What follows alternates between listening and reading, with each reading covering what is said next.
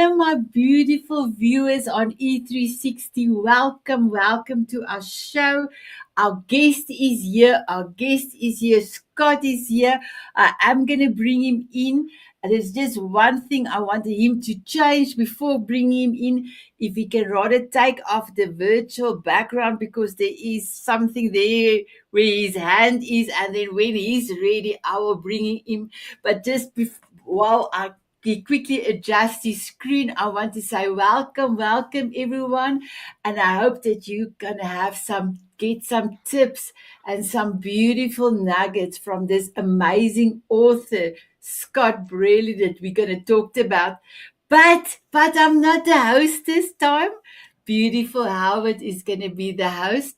So my beautiful Howard, thank you for being our amazing host, and me and Crystal as your panelist will help you to make it an amazing show. So I am bringing in Scott. Just give me 1 second. There you are, Scott. My beautiful Howard. Yes. You are welcome. You are welcome to take it away. You have to tell me I'm your beautiful miracle man first, and then I will. Okay. My beautiful viewers, and I don't have my drum roll here because my drum is full of books. Please meet my beautiful miracle man. Thank you, Sanet, my beautiful dancing queen. And Scott, welcome. Welcome to Author's Journey. We are so excited to have you, and we're going to give a deep dive into your book. But before I do that, I just want you to actually introduce yourself. Then we're going to introduce the panel, and then we're going to get into it. So please welcome Scott Brearley and introduce yourself to our audience. Hi, I'm Scott Brearley. I'm an author. I'm a coach. I'm a speaker, and I just want to help the world, helping one person at a time if it has to be, just to make a better world. And that's the direction I'm going to continue my life in. And yeah, thanks. Well, we're excited to learn about the how, what's, and where's of how your book came to be. And also, we have a little advantage because we got to interview your wife, Lisa, last week. So we have some insights. So we're going to play a little game that we played with her called He Said, She Said. And this time it's going to be She Said, He Said. And then we're going to play that same game with you and see if the answers match. So we'll do that a little later on in the show. So anyways, there's a little message for you if you click on the right side for you that we're trying to tell you something. But first, our lovely Christa Rose, please introduce yourself. Tell us all about you. Thank you so much, Howard, and welcome, Scott. I enjoy your book thoroughly. So my name is Christa. I come from Ontario, Canada, and I'm an Amazon #1 bestseller author of Skip the Pain, Experience of Pleasure, and I inspire you to cut the crap that's holding you back so you can live the life you love. And I realized this through going through my life experiences by looking at the way we think, the way we talk, and the way we act. They all create our reality. So I'm an international speaker, a coach, and a fighter of rare diseases. So I speak on all platforms, and I'm just so thrilled to be here with all of you. So thank you. Well, welcome. And now, our beautiful butterfly and dancing queen, Sanet Van Breda, please introduce yourself. Oh, thank you, my beautiful Howard. And thank you, Scott, for moving a little bit. We know that you're on vacation and that you are not at home and you are doing this recording. So thank you so much for moving and bringing you closer to the camera. We want to see all of you. So we're so happy. Thank you. My beautiful miracle man, Scott and Christa. I am Sanet Van Breda. I am from Johannesburg, South Africa. I'm your voice amplifier, creating space and stages for millions of incredible humans to come and share their wisdom, their brilliance, and their inspirational stories. So welcome to my club, everyone. Thank you, Howard. Excellent. So let me take a second and introduce you. Scott, you're going to notice at different times during the show, when we have an aha moment or a woohoo moment or something, we put on sunglasses and we shine brightly. And you got the message. We will be shining brightly together. And so I just want you to know that. Now, I am the original Mr. Shining Brightly. I wrote my book here, Shining Brightly, which is right here. And I am an author and a podcaster and a speaker as well, but I am a survivorship coach because we all get knocked down in life and in business and in health and in relationships. And you know this because you're going to talk, Yes. but we must get back up again. And how we get back up again is through the light of others. Okay, we walk with others and we allow people in our time of need to help us. That's what this world is all about. So we all shine brightly together. So first of all, we usually go in a round robin, but I'd like you to actually give us an introduction of basically, you're now a best-selling published author. Yes. Tell us a little bit about your book, and that's what give us a quick intro, and then we're going to actually have a lot of Q&A for you. Well, this is my book, My Perfect Storm. And I got to give kudos to my wife because she kind of I started writing it and she's going, "Are you going to publish it?" And I'm like, "I don't know." Next thing I know, I was signed up to her course to publish it without even really, I won't say without my permission, but without me knowledge. So anyways, my book stages from about the time I think I was about 6. And one of my earliest childhood memories, like I grew up in a pretty violent home and a pretty toxic home, and there's lots of accidents. There's a story about addiction and triumph over addiction, and more accidents. And then also later in life, dealing with prostate cancer and diabetes, and choosing to do a natural way of dealing with diabetes rather than taking medication. And I guess the point, I was talking to a friend a couple months ago, and I'm like, I have no clue how I ended up where I ended up, because I should, even my brain says I shouldn't be here. I should be in a different position, right, in life. And she goes, "Scott, you ended up there because you did not give up. You kept searching till you found the solution that worked for you." And that's pretty much how I still lead my life. Beautiful. Is I continue searching the solution that will help me and help others. For a long time, it was selfish. It was all just about me. And then at one point, it was like, I've been a leech on society most of my life, and it's time that I give back and share what has been given to me. Well, let me tell you this. So we're going to go around real quickly before we get into more in depth. I want to ask everyone how the book made them feel. So let's start with you, Christa. So you now know Scott a little bit. We know Lisa. How did it make you feel after finishing this book?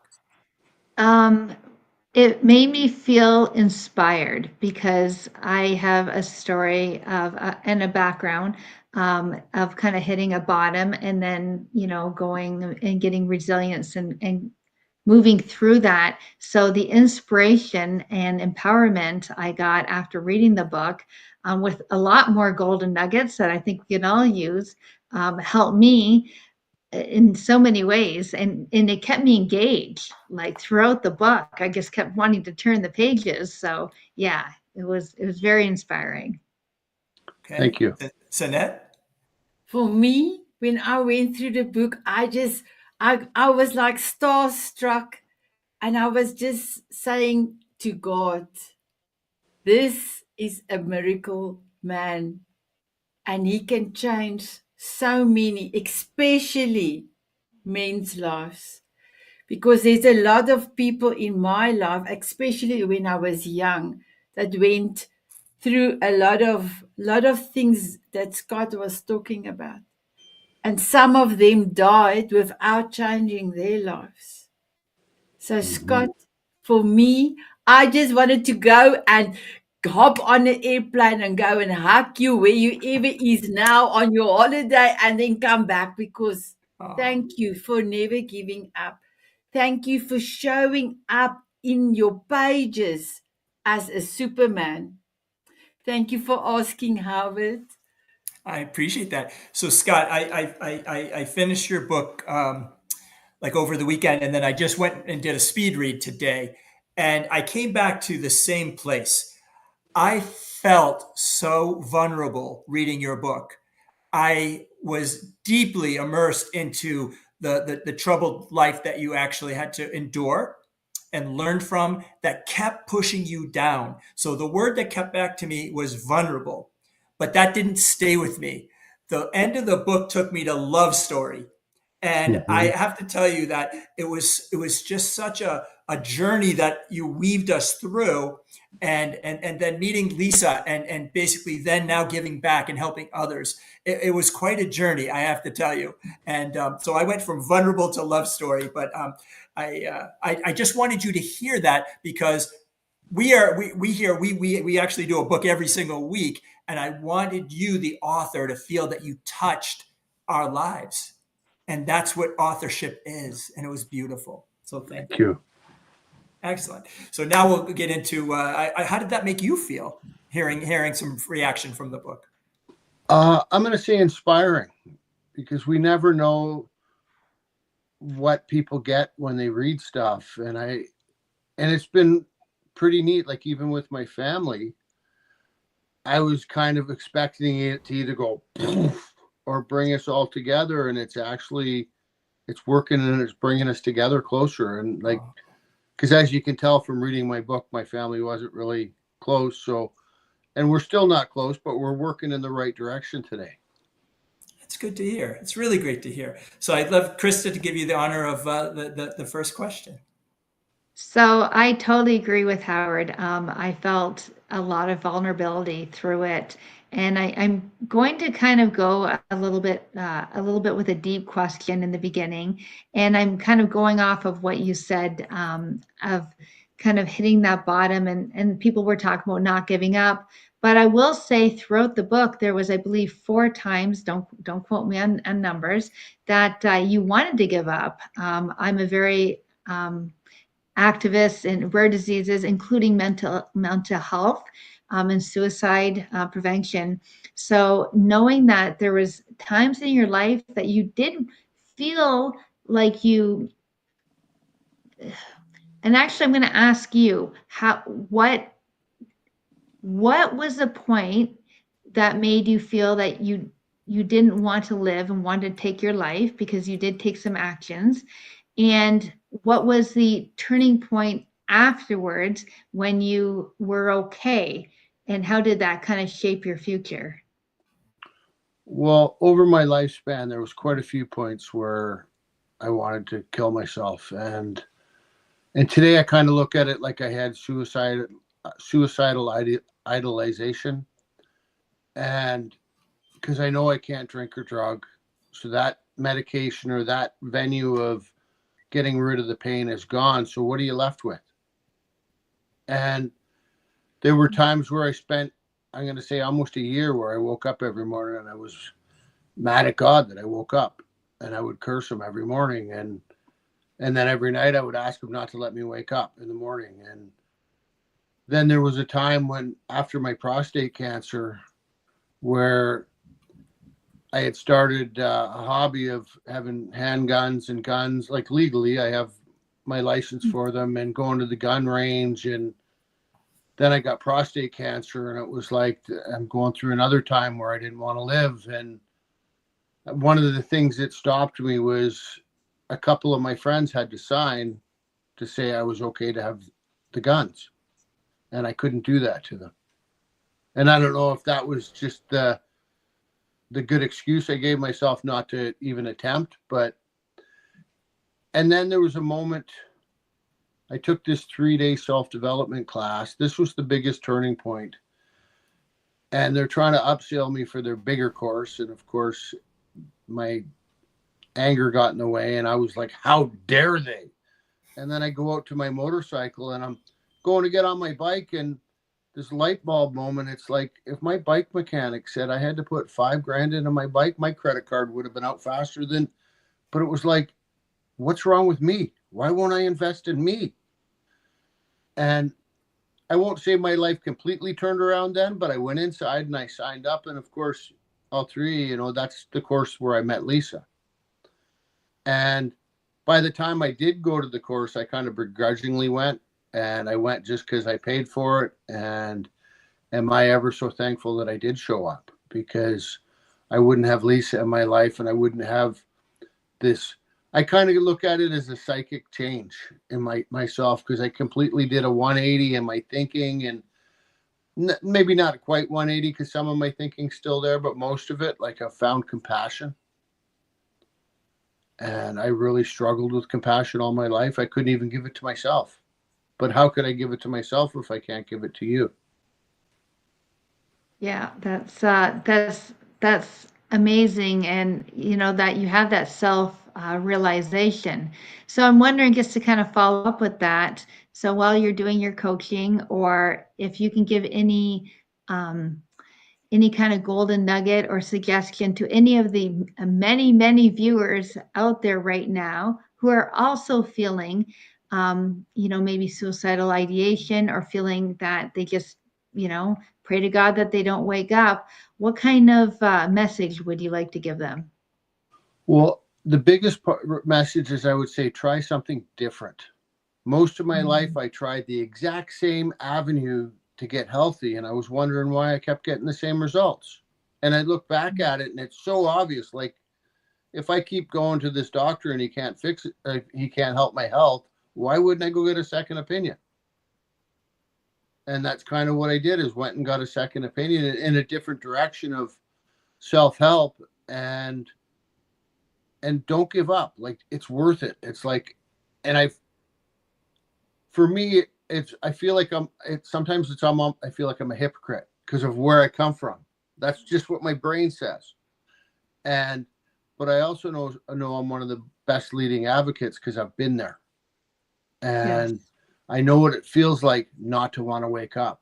And I know what it feels like to have no hope and no goals. And yeah, and it just, so yeah, start Yeah. small, start baby steps with your goals. And just because if you change 1% a day, that's 365% in a year. And Wow. that's only doing 1%. Wow. Boom. Boom. That Boom. that was fantastic. I could not press the button, put glasses on, and press again. Well, I'm going to just say that I know right now, for myself, and I know for many of the viewers and the panelists here, are already inspired just by that message you gave. So thank you. Thank you. Wow. Now, my beautiful butterfly, Sanet, you're next. Wow, that was incredible. So it actually was a little part of my first question as well, but maybe there's something different that you can answer, because it's the self-worth that I want to to to have you answer. So let me start my question. Your journey has been marked by a significant trauma, abuse, and even life-threatening events like surviving cancer and major accidents. When was the turning point for you that you shift your perspective from "why does the universe hate me" to finding worth in yourself? Now, I do believe it's maybe the part of the bike, when you get onto the bike and you decided to upscale. Was that a turning point of your finding your own worthiness? No, I would have to say Lisa and I had signed up for this other course, and I had a really hard time with it. And the director of the area, I had a really hard time with her, and I fought.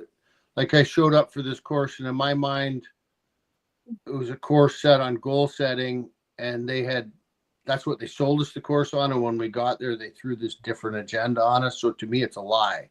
And I get really triggered when I get lied. And so I got to say, I fought the whole program like a little child the whole time.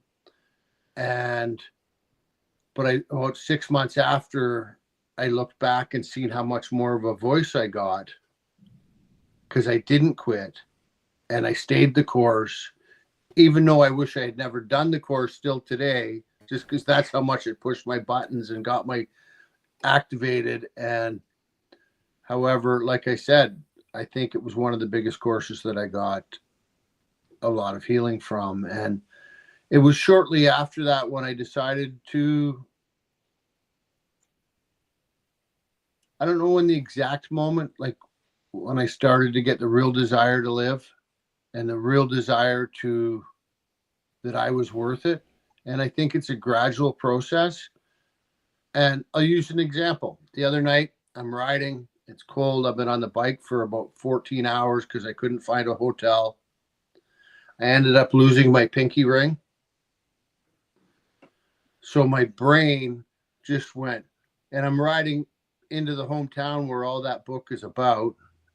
So the triggers are in my brain, and then my brain starts taking off into the negative. And I'm like, all of a sudden it's like, whoa, wait a minute. What does the losing my ring have to do with the fight that I had with Lenny when I was a kid? It has nothing. And I know years ago I would have just, it would have went from Lenny and it would have went to the fight. And then by the time I got here, I would have been miserable instead of happy. And so that to answer the question, I don't know if anybody really knows when they change, but we just do. And it's kind of cool because there's also something, though. It's funny. I know we can almost be the exact person we were just like that if we let it happen. And so it's something that we need to stay vigilant with and work on every day. I love that. I love that. For me personally, I had to find my love for myself in the mirror. Mm-hmm. And then by telling myself every day, I love you, Sanet. I love you. I'm so proud of you. My worthiness grew. So thank you, Scott. I love that. Thank you. Over to you, my miracle man. So, Scott, when I spoke about vulnerability, you carried the reason that I think it took you a little longer to kind of get to this place now is that you carried a lot of heavy baggage in Yeah. reading those pages. So I did the same as you. I'm a two-time stage 4 cancer survivor, once at age 23 and now at 50, and I'm now 58 years old. And so I had to I call it putting Humpty Dumpty back together again, emotionally, physically, financially, and in relationship. And the hardest one is relationship. And so when you were telling those stories of you growing up, what did that feel like? Because I did the same thing. I walked back my life, and most people don't do that. When you write a memoir like we've done, you've walked back your life and you have to revisit some of that heavy pain, but also a little bit of some of that pleasure too. But you mostly talked a lot about the pain that you did. What was that like? Well, it's actually funny that you asked that. Today, I got on my bike and I went for a ride down memory lane. And the park that I went to public school is completely changed or whatever. And I'm sitting on this park bench, not 100 yards from where I got hit by the car, not 50 feet from where I stuck my knee in a rat trap on a bike. With where I lived, one of my friends at that, like, I don't know how old I was, but I was 8 or 9 or something. I did something wrong. And he was like, I'm going to tell your parents unless you give me some money. So he bribed money out of me like 10 feet away. And the grieving that was, I won't even say the grieving, but the sorrow I felt for that little boy today. Because I can't even imagine. I look at kids that were my age today, and they're not like I was made to grow up. Like I was 18 before I was 12. And the school board did stuff. I mean, I was a bad kid, and getting vulnerable was one of the hardest things I ever did. And it wasn't that podcast. Like I really need to thank Sanet for inviting me on that podcast about vulnerability, because it really made me click that one of the reasons I struggled so much is I wouldn't get vulnerable. I wouldn't, and I couldn't figure out why I couldn't connect to this. And it's like, because I wouldn't get vulnerable and I wouldn't let people in, and I didn't trust, and I couldn't. And that's how I lived my life. Even though I'm trying to pursue recovery, I wouldn't let anybody in. And I know that sounds crazy, but it's just the way I lived my life. So you answered that so beautifully. I felt so sorry for little Scott.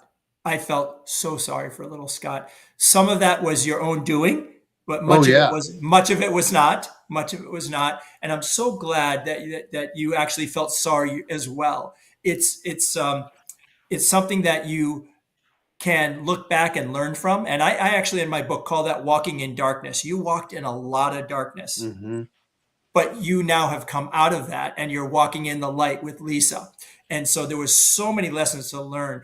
And you hit the nail on the head. I felt sorry for you in your growing up and some of the mistakes that you made and kept making and repeat kept making. But I want to say you're at a whole new place.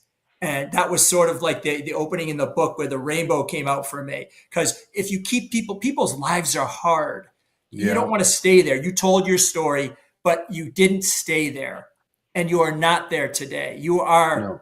shining brightly. You are a whole different man that is learned from that dark past. And so I just want to tell you that I too felt sorry. And I'm more of a vulnerable man, but I actually cried at the beginning of your book. I want to tell you, and I'm a man, right? I cried, and I bet just everyone else did too. I, It was a tough. You went through a tough run, and I call that bringing the heavy baggage. it was years ago. For people that don't know AA or NA or any of that, there's 12 steps, and Right.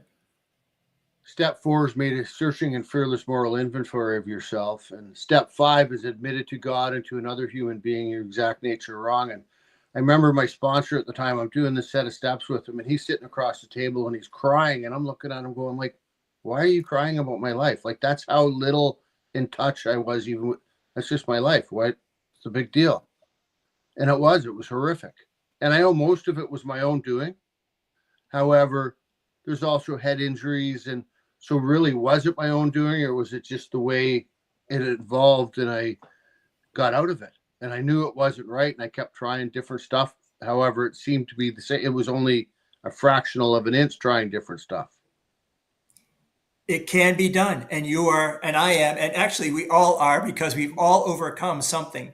Okay, Yes. and yours now is very now it's out there for people to read, judge, absorb, and learn, and that's okay Yeah. because it's a lesson. Your book is a teaching guide of actually getting through really heavy baggage. So thank you for that, and thank you for that cry, and thank you for that sorrow because it got to me, and that's you want to get your reader engaged in that, and basically I was. So thank you. So Christa, you're Thank you. next. Yeah, I totally was engaged as well. And I'm really, for me, there was a lot about switching mindset. And when you talked a little bit, first of all, I thought it was great that the amount of traveling you did. And so that's a great inspiration. But there was a part you talked about when you're in Vietnam and it was cold and it was rainy and the food sucked and the people were rude and all this kind of the stuff was almost overwhelming where you could have went back to that negative spot, but you specifically wrote in there, not verbatim, but that you changed the way you looked at things, you changed your mindset and made it into a positive, and Yeah. looked at things in a positive light.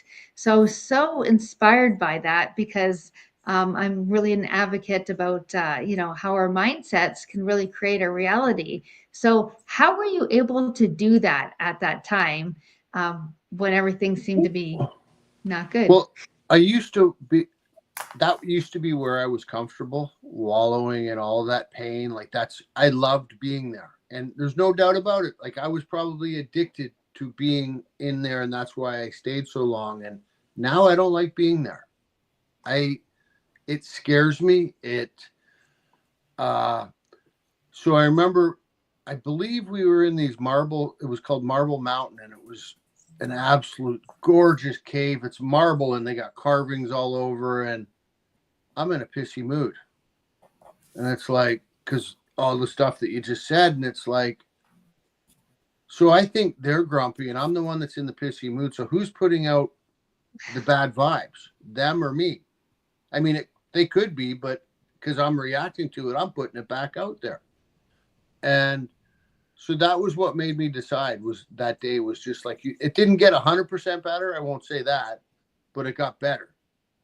And I also learned a valuable lesson. When I go on holidays, look at what temperature it is when I get. Oh, I love that. I love that you also can have some humor into that. But, it really was a moment where so many people naturally can be, oh, I'm cold and this and that, and look at all the negative stuff. But you made a conscious decision. And that's the biggest thing, to change your mindset and look at some positives. So I just wanted to give a kudos to you. And I wanted to really emphasize that, especially to the viewers and the listeners out there, because it's such a great shift. So thank you. Well, that was great. You were talking of golden nuggets, and you just triggered the biggest one of my life, because that's the biggest thing. The golden nugget is the decision that you make today in your life. It's like, as you know, I got diabetes, and I do my diabetes with food, not medication. And that takes a decision every day to have dedication. And don't always win, but most of the days I do. And everything is boiled down to the decisions we make. Are we going to make a decision to go hang out with people that talk positive, or are we going to make decisions to people to go hang out in the bars and shoot pool and slag everybody? And it's your decision. Nobody else can change your life except for you. Yeah, that's absolutely fantastic. Yeah. Boom. Boom. Boom. So Scott, I don't say mic drop. I say boom shakalaka. That was a boom shakalaka. Sorry, Christa. That's okay. That's okay. Boom shakalaka too. Boom shakalaka. Shakalaka. There you go. Well, Sanet? thank you. Before I'm asking my question to you, my beautiful Scott, please tell us, what is your forever song that we dance to, please? Oh, yeah. Oh my God, it's Jelly Roll. Can you save me? Save me, yes. Oh. I love it. So my question to you is, you mentioned that personal growth played a pivot role in helping you break through baggage from your past. Can you share a specific personal development practice or lesson that have profoundly changed your life? I would almost have to say manifestation, because and I just realized this, and I realized I've manifested my whole life. So Lisa and I started going to Thailand 2 years ago. And the first year we kind of looked at houses and we decided not to. Oh, actually, I'll go back. Sorry. We're in this goal setting course that I had previously said. And one of the things, we had to do something and sell somebody on this project. So what I did was I drew this resort in Thailand, and I'm trying to sell everybody to buy shares for this resort in Thailand. And I never really realized the powerfulness of manifestation till this, because this year, me and Lisa, as I think everybody knows, we are building a house in Thailand. Oh. And it wasn't forced. It was just like, boom, it's happening. And it's like, to me, that stems right back to that picture that I drew of showing everybody the resort. It's not a resort, but it's our resort. That's right. That is incredible. And that's pretty much, and I don't, like I said, I didn't really believe in it before. I kind of did, but it was like that kind of cemented it for me. So can I tell you, we talked about you yesterday. I met a beautiful, Christa sent a beautiful gentleman to me. His name is JF. And I told him about the Tanzanite Duras, and we end up talking about Mrs. Spots in the Dharma Beauties. And I told him that you, Scott, wants to start a men's weekly meeting. And he was like thrilled. And he said, "Can I not meet you today?" I said, "No, you travel from that side, Pacific Standard Time, to Eastern Standard Time, and now you're on your way back." He was flabbergasted, because Do you know how many miles is it between Pacific and Eastern? And now you're traveling back. So I will introduce the two of you. But he was flabbergasted that somebody can take a road trip that far apart. It's Yeah. like you and Lisa are amazing. Thank you, my miracle man. So Scott, I wrote down some words and I want to get your reaction. So more shorter answers, but I have a kind of an order that I do this. And Okay. so when I say the word forgiveness, what do you think and feel? First thought is I struggle with it. Have you forgiven yourself a I little? believe so. I won't say 100%. I won't say 100% of the time, but mostly yes. Good. You should give yourself grace. You deserve it. You need to, that's part of self-love. So Yes, thank you for that. But I have to tell you, it's hard. I it struggle with it is. too. Many people do. The next word, and you spoke to it a little bit, the word discipline. Yeah, I don't like that word. I like being free flow, and I know I know I am disciplined, but I'm rigid more than disciplined, I Okay. think. And discipline kind of, not that it was in the book, but I was in Air Cadets for a short time, and that to me is what discipline is about, and that's not for me. But you actually use the word discipline when you're talking about your diet. You have Oh, to do I? actually. Okay, You did. yeah. You just did. So Yeah, that's why. But discipline. So I think discipline and rigidness talks about boundaries, self yeah. boundaries, and boundaries with others. Again, remember, I'm pulling all these thoughts from reading your book. So the next word that came up to me, I want to know courage. To me, that is one of the biggest words that people can have, because without courage, you struggle and you struggle. And having the courage to go through the struggle, though, I know it's kind of an oxymoron. You got to have courage to go through the struggle and continue. And it's about, I remember when I was a kid, I think I was 17, and I had a sponsor, and he talked about, I thought I was tough, right? This tough kid. Well, you know what I was? I was a rough kid. I wasn't tough. Tough is to endure the life that I led and put myself through and come out the other side. That's tough.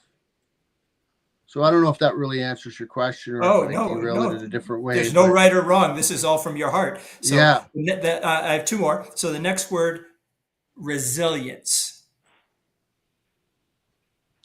Well, resilience is kind of like water off a duck's back, which I kind of struggle with. However, I've gotten to a point in my life where if it starts bugging me, I really look at why it's bugging me, because most stuff shouldn't bug me. Like, I have a Cadillac life, and when I start getting bothered, it's like, what's really going on in there, rather than pointing the finger or looking at the problem, because generally there's not a problem. It's what's going on inside. And last one, and this one I'm very curious about, unconditional love. Lisa. I wrote down, oh my God, I wrote down Lisa. I wrote down Lisa. I also think that you now have unconditional love for yourself. In finally meeting you and reading the book, I knew that you were going to say Lisa, but I think that you've also found unconditional love, self-love for yourself.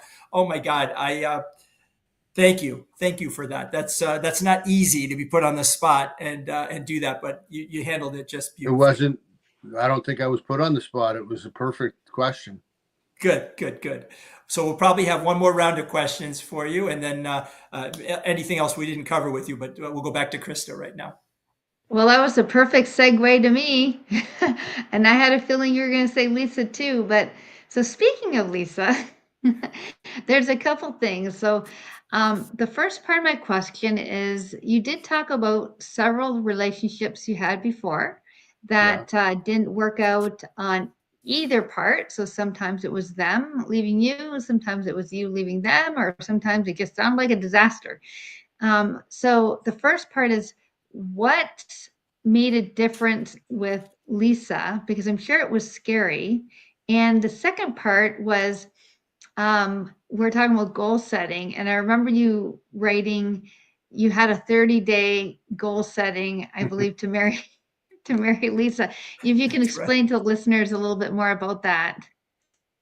Well, sorry, can you say that question again? It went right from the Yeah, beginning. I know. So I'll say the kind of the first part. The first part was basically, what was it different about Lisa than all the other relationships? Like, being vulnerable to get into another relationship with somebody, happens to be Lisa. So what was different about that one? I was terrified. However, her gentleness and her compassion, I have never met anybody in my life with the amount of gentleness and compassion Lisa has.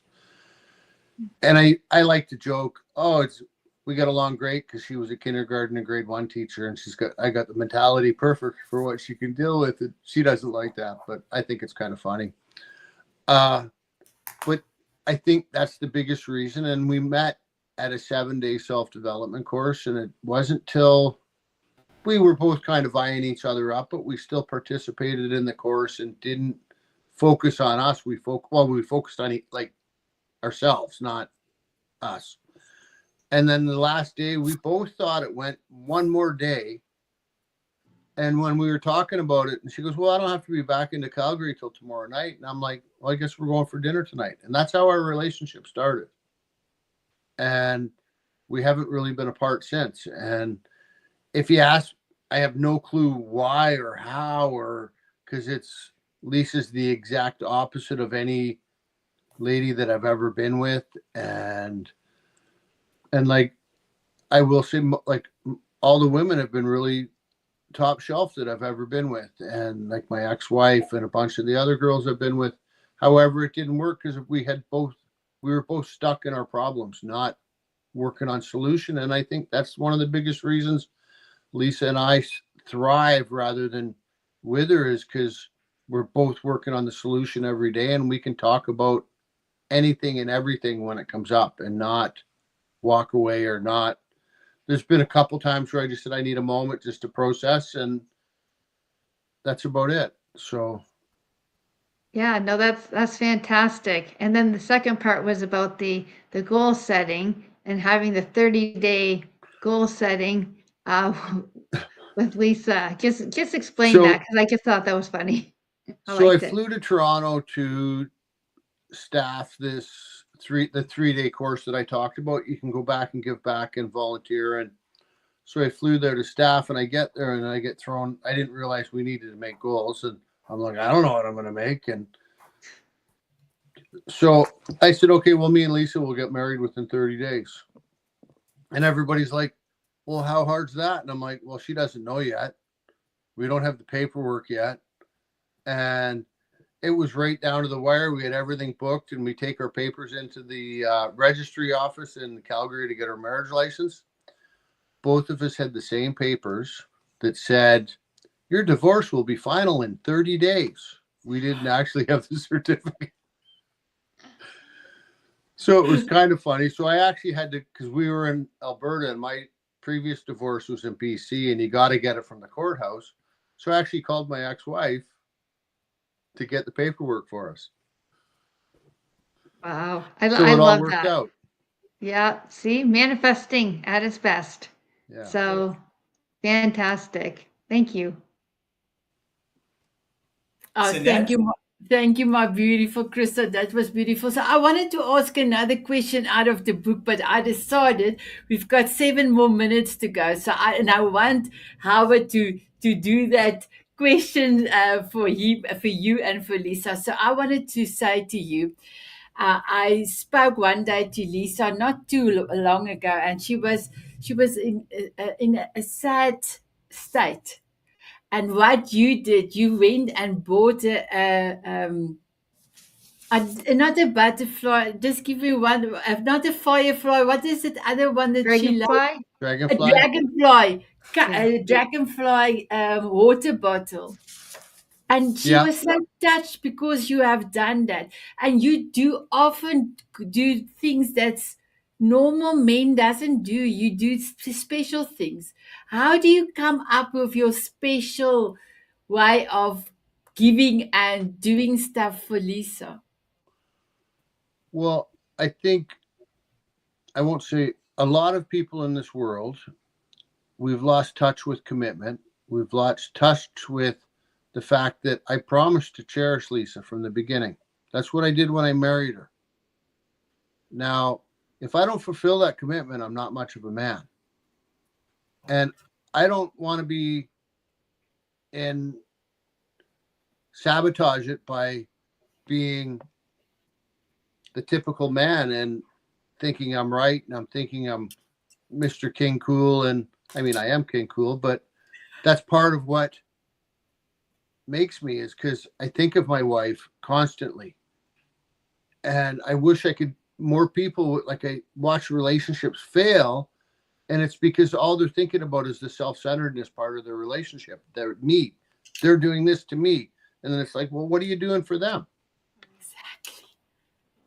And when you start doing, I won't say going out of your way, because it's not going out of your way, but doing that little extra for the person that you love brings everything together. And it's kind of like what we say to each other in the morning, that we ask each other how we can love each other today.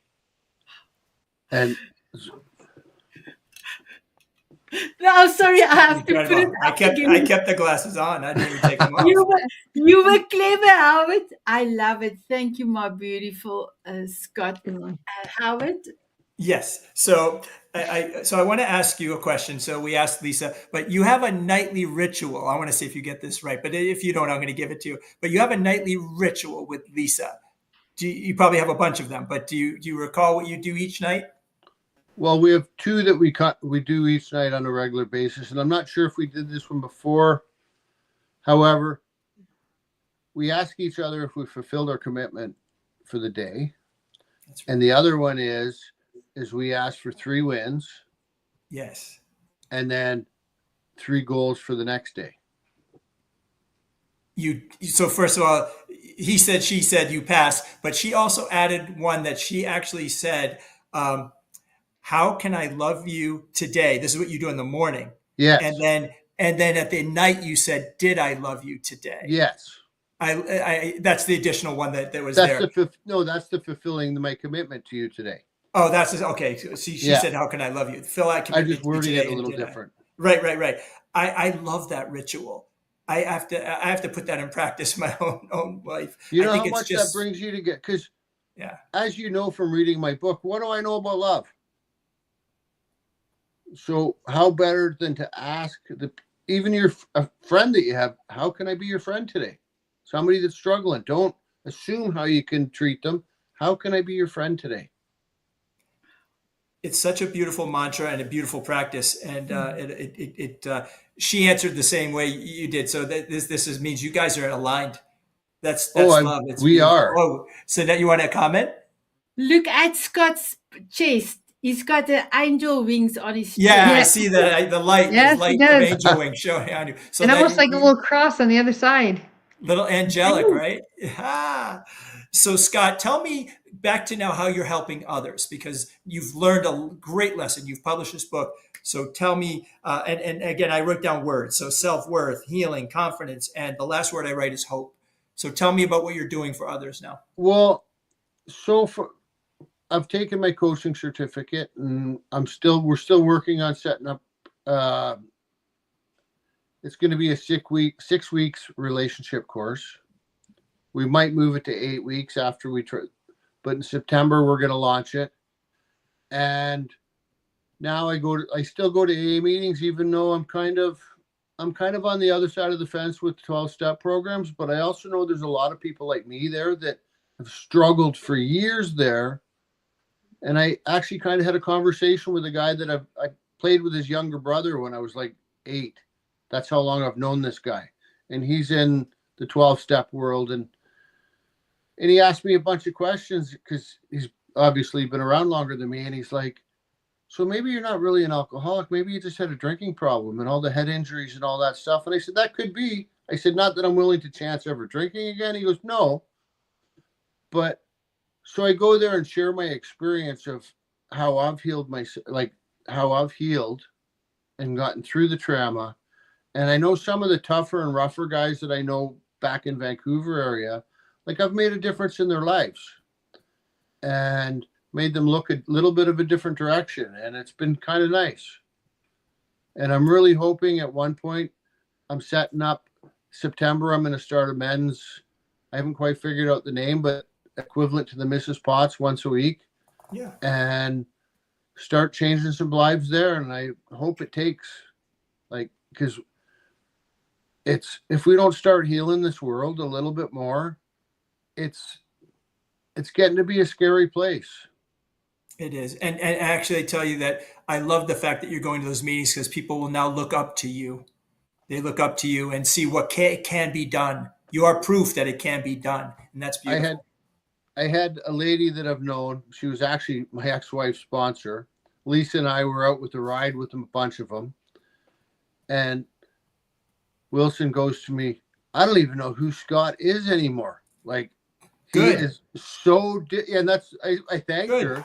She goes, I don't even know how to approach him. He's changed so much that I'm thrown off balance. Well, listen, this has been an absolute pleasure to dig deep. You just were an amazing author and explaining the real detail of the book. So, Sanet, I want to hand over the show for our famous close. Oh, thank you, Howard. Thank you, my beautiful Krista, and thank you, Howard, for being our host. And thank you, my beautiful Scott. What an honor to have you as our spotlight author, and how incredible you and Lisa is going to be in the Diamond Moment magazine as our cover story for October. Wow. And you both are going to be our illuminated author. So I am truly so excited to have you there. And then, my beautiful viewers, I hope that you have enjoyed all the responses and the heart that Scott have delivered to us. And you can go onto the show notes and everywhere I've advertised, there's a link to buy his book and get to know Scott. Get to know this amazing person that is changing lives where he is going. So, my beautiful panel and my beautiful host and my guest, will you have a dance with me? Of course. Absolutely. What about Yes. someone else has to be dancing with us, right? Yes. I'm going to ask them. Oh, okay. My Let's find out. beautiful viewers, will you have a dance with us? They said yes. Here we go. In the diamond moments of love and light. So sorry, wrong one. Here we go.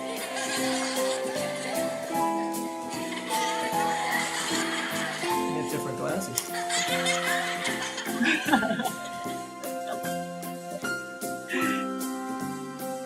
Here we go.